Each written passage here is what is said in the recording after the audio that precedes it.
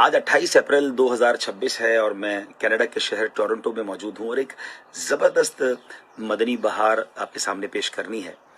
Canada میں سفر کے دوران جب ٹورنٹو کے اطراف میں بیانات کا سلسلہ شروع ہوا جو کہ 24، 25 اور 26 اپریل 2026 کو دے، ان دنوں میں بیانات کے دوران ایک اسلامی بھائی آ کے مجھ سے ملتے ہیں کہ آپ نے مجھے پہچانا، میں امریکہ سے آپ سے ملنے آیا ہوں۔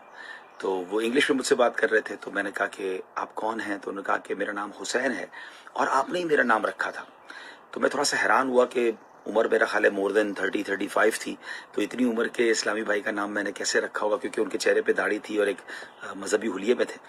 پھر انہوں نے یاد دلایا کہ 2 سال پہلے آپ سے فون پر بات ہوئی تھی اور ہم مسلمان پہلے نہیں تھے، اسلام ہم نے قبول کیا تھا۔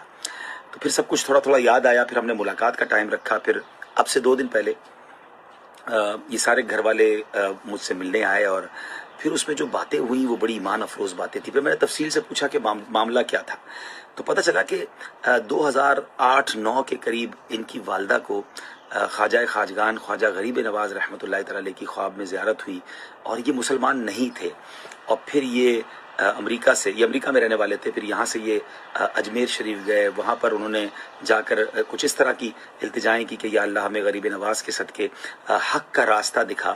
اور پھر وہ کہتے ہیں جب امریکہ آئے تو دیکھتے دیکھتے اچانک مدنی چینل پر نظر پڑی، اور پھر مدنی چینل تھا اور ہم تھے، امیر اہل سنت کے بیانات تھے، ان کی باتیں تھیں، مبلغین دعوت اسلامی کے مدنی چینل کے بیانات تھے، اور ہمارے گھر میں روزانہ کی بنیاد پر صبح و شام مدنی چینل چلنے لگا، اور مدنی چینل دیکھ کر ہی ہم نے اسلام قبول کیا۔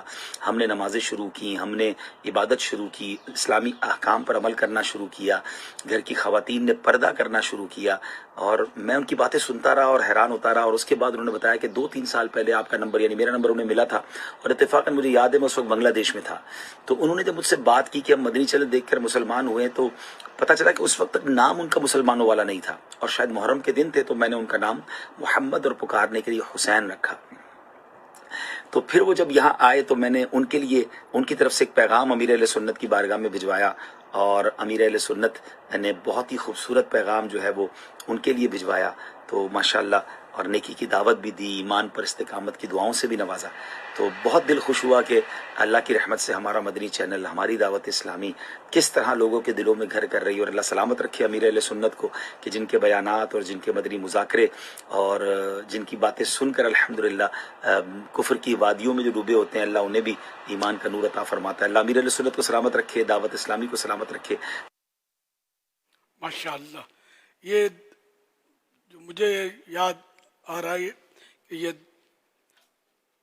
2 بھائی ہیں، ایک تو محمد حسین ہے، ان سے چھوٹے نام تو ذہن سے نکل گیا، اور ماں بیٹی، یعنی ان کی ماں اور 3 بھائی بہن، یہ 4 افراد خاندان کے مسلمان ہوئے الحمدللہ۔